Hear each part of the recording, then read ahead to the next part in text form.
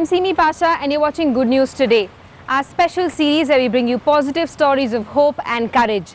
These stories don't necessarily make headlines but showcase the triumph of the human spirit. First up, the story of Millennium Man, a man who worked hard all his life as a librarian and then dedicated his lifetime savings in helping the poor. The Millennium Award that he received in recognition of his work carried a cash reward of 30 crore rupees, but he didn't keep a single penny for himself. Shesha Shetty with this story.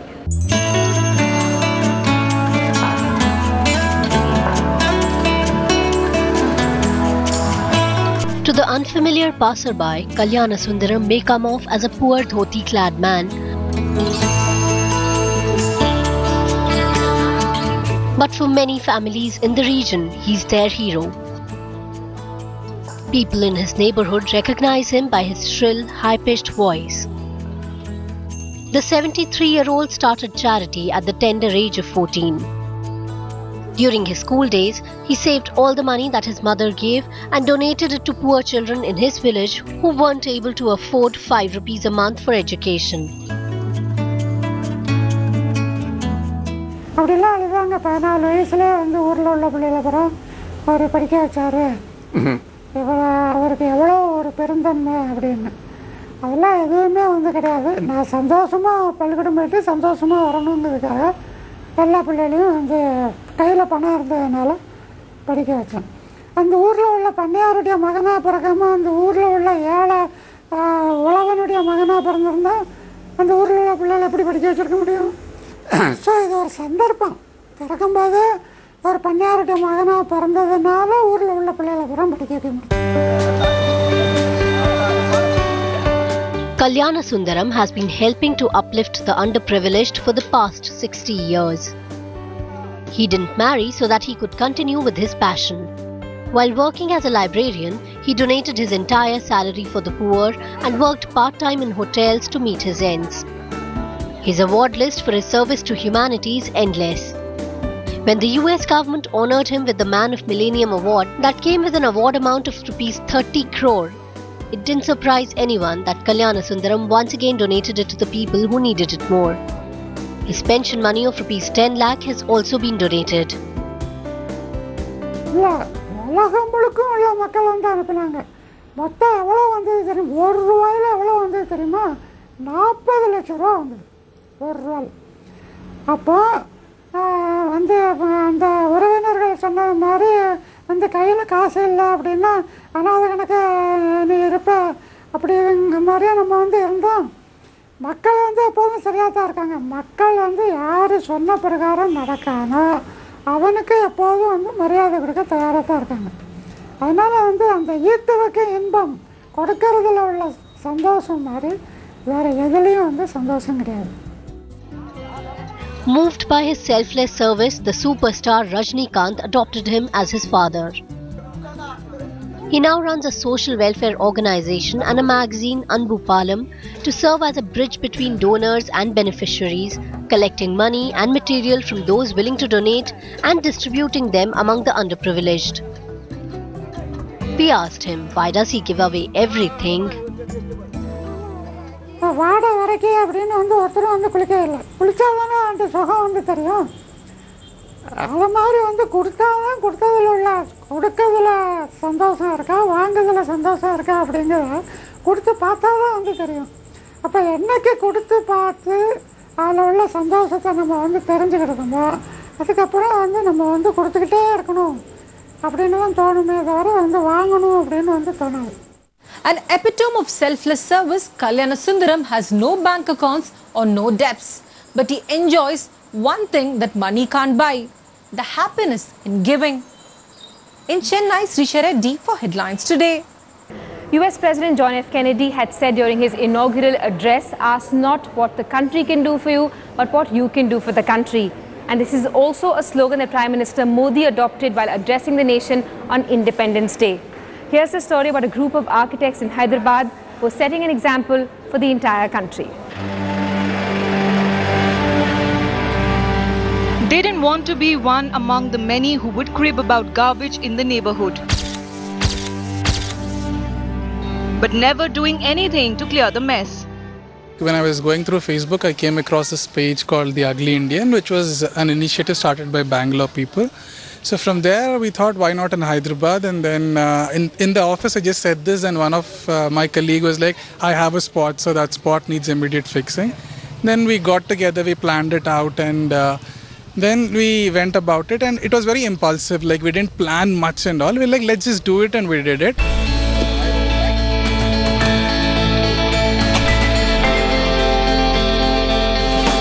Thus was born Hyderabad Rising, with 10 people, all of them architects by profession, all set to clean the city.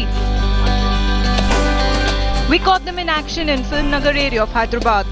Till yesterday, this place was reeling in filth and cases of malaria was common. This group was at work since 7 in the morning. We called the GHMC, but there was hardly any response from them. They came here and they checked, but they hardly responded. But one day, within 1 day's time, when I gave an email to Hyderabad Rising, they came and they immediately saw the place and calculated the materials, whatever they wanted. And within 1 week, everything was ready, and they're here painting the walls and giving us a lift up for the school. While most people have been dumping garbage here without realizing they're affecting the health of the school children nearby, Hyderabad Rising decided to involve these little children to paint and transform this place, hoping that this impression would change attitudes. Inspired by Hyderabad Rising's efforts, more volunteers are signing up, making the process to clean up this 423-year-old city a fun exercise.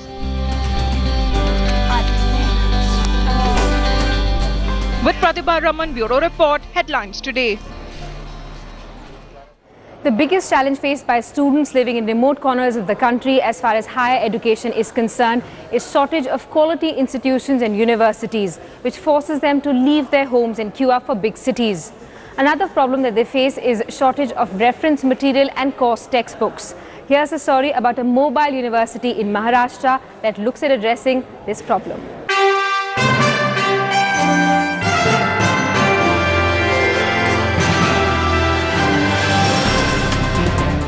This is no ordinary bus.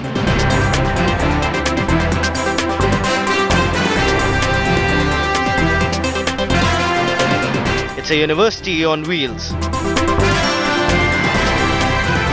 Connected with Wi-Fi internet access, the virtual classroom offers courses in English as well as Marathi.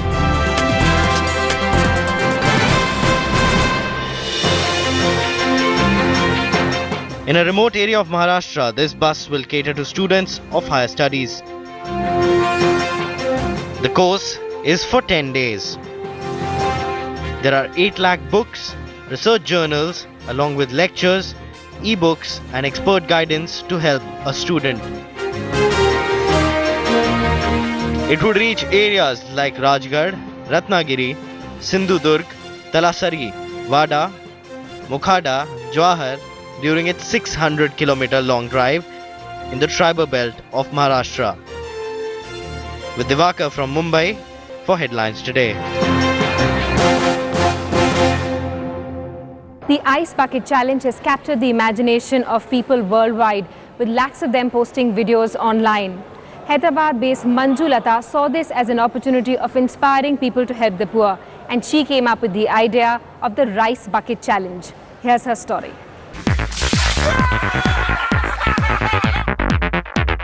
I nominate Chandra Nair, Sachin Tendulkar and John Bram.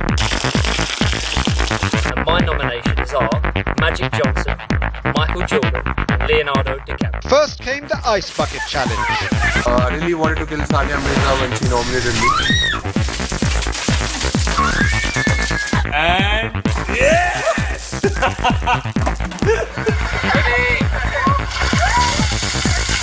Abhishek Bachchan and all the Jaipur Wing So I'm going to challenge Bill Gates. Up this challenge, I want to do it better. There we go.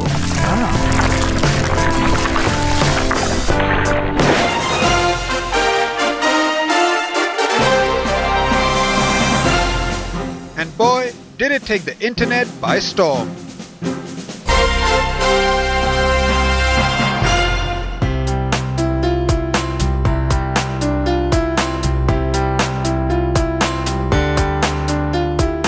And now there's the Rice Bucket Challenge, India's twist to the fundraising campaign that is making waves across the nation.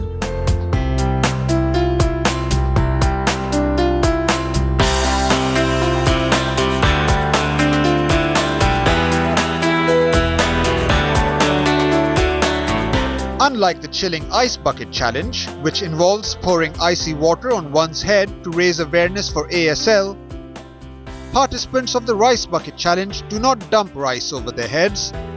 Instead, they're asked to buy or cook a bucket of rice and give it to someone in need. But much like the Ice Bucket Challenge, the rice version involves posting on social media and challenging others to get involved. And don't worry if you don't have any rice to spare. Participants can alternatively donate 100 rupees to the nearest government hospital. The movement has rapidly found support all around the world. Its Facebook page has more than 40,000 likes, and the Rice Bucket Challenge hashtag has been tweeted over 10,000 times. The project is the brainchild of Hyderabadi Manju Latha Kalinidhi, who was seeking a more practical response to the Ice Bucket Challenge. And it seems she achieved her goal in style. Bureau Report, Headlines Today. Now it seems like technology brings us a step closer to God. Visitors in Kolkata's Jodhpur Park will see first Durga idol made with the help of 3D technology. Indrajit Kundu gets us this report.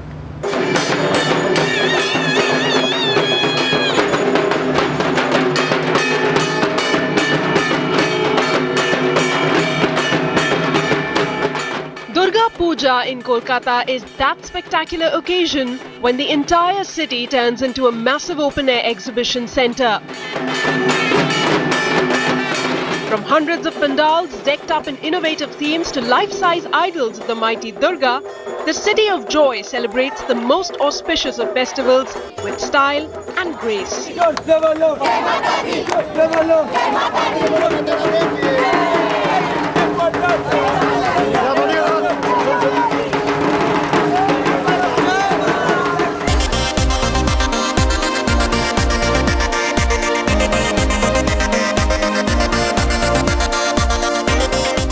And this year, technology and divinity have joined hands to take Durga Puja to the next level.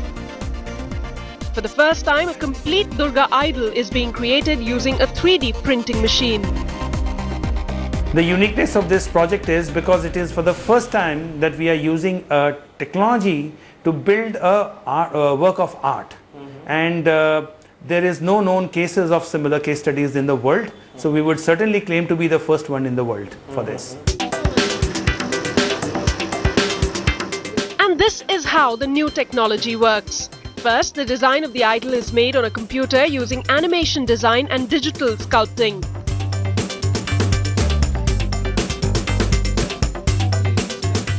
It is then transformed into a 3D printable file format and eventually fed into another computer connected to the 3D machine.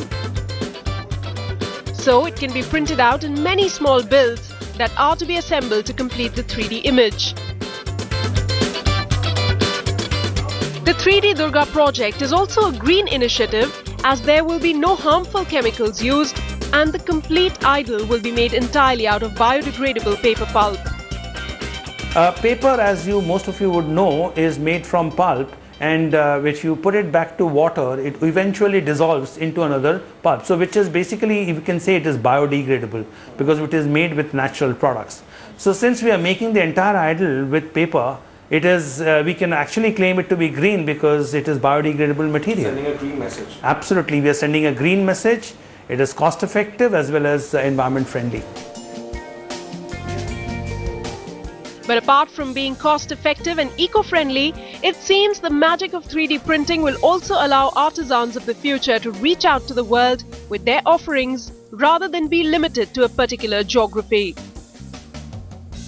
In my opinion, the markets that will come tomorrow will be a little different. With the aid of digital design, what will be possible is traditional artisans will migrate to become digital artisans, and their product will be an IP product, which is a design.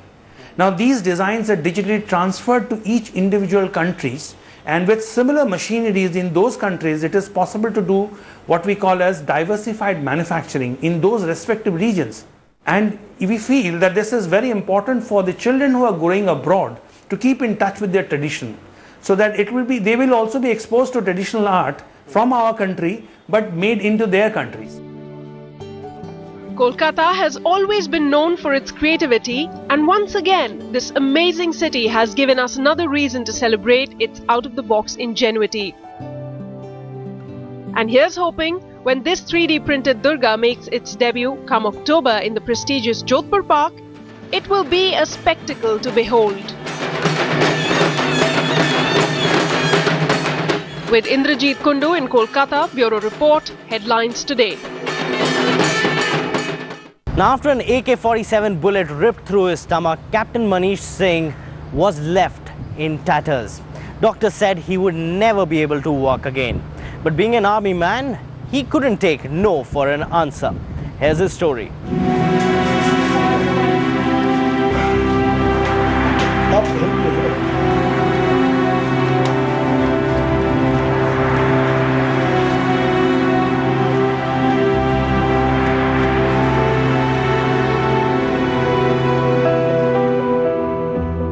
2 years ago, when Captain Manish Singh was left paralyzed by a militant attack in Kashmir,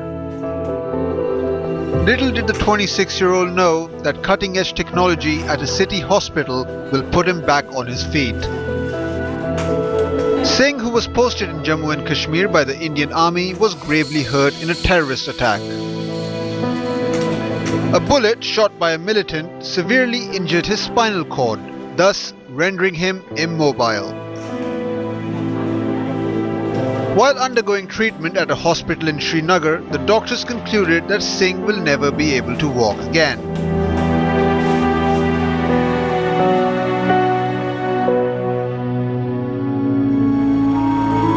But when Singh's colleague told him there was hope in the form of stem cell therapy, which is widely regarded as a pioneering treatment for curing neurological disorders, he immediately signed the consent form. Stem cells are cells that have the potential to convert into any type of stem cell. So when you put them in the brain, they become brain cells. When you put them in the spine, they become spine cells. This is a treatment which India has played a pioneering role. India is a leader in stem cell therapy in the world. The young man was then admitted to the Neurogen Brain and Spine Institute in Nerul in January 2013, where his long and winding journey to recovery began. Explained to me what the stem cells have the capability to do, and after that my life immediately turned around, because I didn't know what I was capable of doing, or what I'll be able to do, or whether I'll come back to what I was earlier. When he came to us, he was on a stretcher. He could not move his legs, he had no sensations, and we offered him stem cell therapy. He was accompanied by his general and commanding officer, who told us, you have to get this boy back on his feet. And we resolved to him that we will get him back on his feet. And after a long 18-month treatment coupled with an extensive rehabilitation program, Captain Singh, who could not even sit, is now mobile. From being bedridden, he started sitting up, then he started standing, then he slowly started walking with support, and then eventually he's now sort of completely independent, where he can walk by himself, he can climb stairs. This is a dramatic and significant improvement. After taking this stem cell, they immediately put me into a neuro rehab procedure. It was for about 4 to 5 days, but that helped me a lot, because from just lying on the bed, I started walking immediately. As soon as I went back, I started walking, I started doing all kind of exercise, push-ups, I started building up my muscles, upper body and all. So I gained all that strength, and more importantly, all that confidence to lead a normal life and do all the extraordinary things which I have always planned to do. Now almost back on his feet, Captain Singh still aspires to serve his country. This brave soldier has given inspiration a whole new meaning, and his sheer determination to go on despite all odds is yet another reason to celebrate the men in green. With Divakar Singh in Mumbai, Sahil Manik Thala for Headlines Today.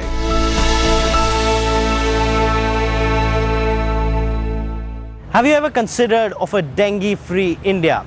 Well, that can be a reality now. An army of genetically engineered mosquitoes is soon here to wipe out this deadly disease. A British company is all set to bring this technology to India, so let's have a look.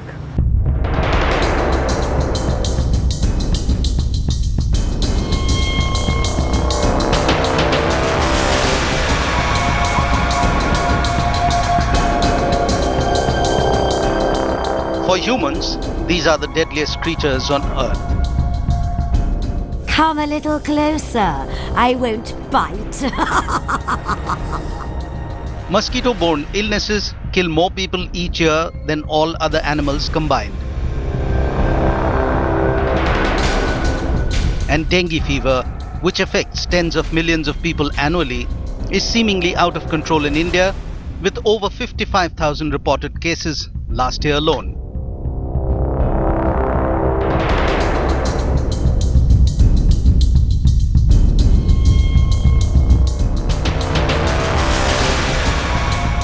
But it seems India may soon be free from mosquitoes that spread the dengue menace, thanks to scientists from UK-based biotech firm Oxitec. Oxitec is genetically modifying millions of male mosquitoes with the sole purpose to kill their own kind until the entire population is wiped out. What we do is release males into the environment so they can mate with the females. The sperm of our male enters the egg and transmits the gene to all of his descendants. The first line of descendants will inherit this gene and then will die. Essa primeira descendente vai toda herdar este gene que vai morrer.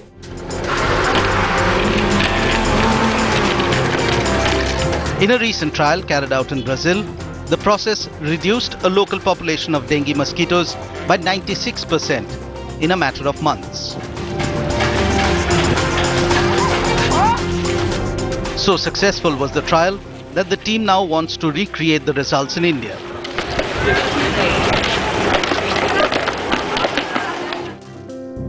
The UK-based company have approached Indian authorities seeking permission for technology trials and have already received the nod for contained laboratory-based studies. We know we're in the process, but it's a new thing. It is the first transgenic insect in the world which will be approved to be used for commercial purposes, so it takes a while to be resolved. The team says that if killer gene-carrying mosquitoes prove effective on a large scale combating dengue, they could also prove successful in tackling malaria and other parasitic diseases.